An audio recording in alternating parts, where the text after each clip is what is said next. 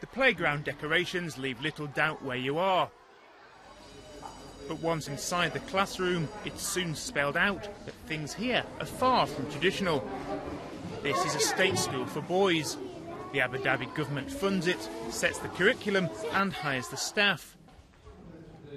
But it's one of almost 200 schools where private companies are being paid to train teachers and help modernise the way children are taught. Before, they used to be spoon-fed the information by the teacher. They used to just listen to the teacher. This is a boring way of teaching that bores the students. It's opposite to what's happening now. Now it's very active. They have a lot of activities and time flies by.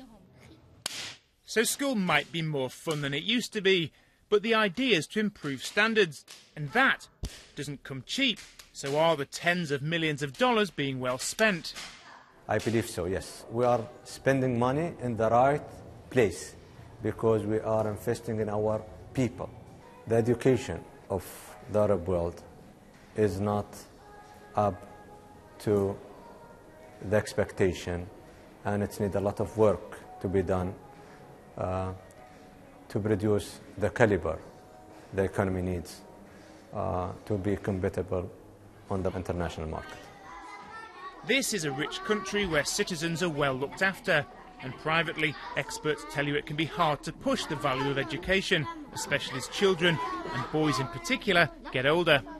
And one of the firms hired to work with schools says this shows the need for their services.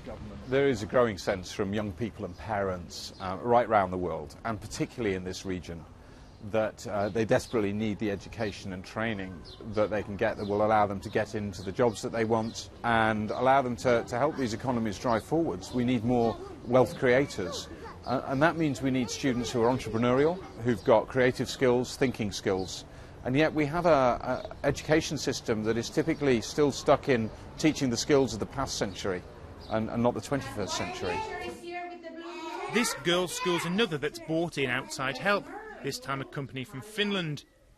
More than 20 of the teachers come from that country, working with the pupils and the local staff too. Implementation of curriculum. But some argue that when it comes to involving business in state education, there has to be a balance. We need to remember the private sector is not the answer to everything. Most of the countries who currently are the highest performing in the world, places like Japan, Canada or Finland, usually have primarily publicly funded and publicly delivered education systems. The specific use of the private sector can be when you need to mobilize quickly, as many of the governments here in the Gulf want to do, and you want to build targeted capabilities over a short period of time. This is the place to use the private partners. However, it cannot replace the long-term building of your own capabilities. By paying private companies to help run their schools, governments hope to improve results and impress parents. Here, it seems to be working. Enrolments are up by about 20% year on year.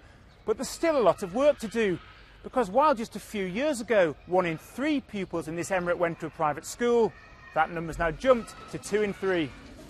Schools like this are making a mark on youngsters that will be hard to erase. And teachers hope the new ways of learning, however they're paid for, will make sure these children get their voices heard well into the future.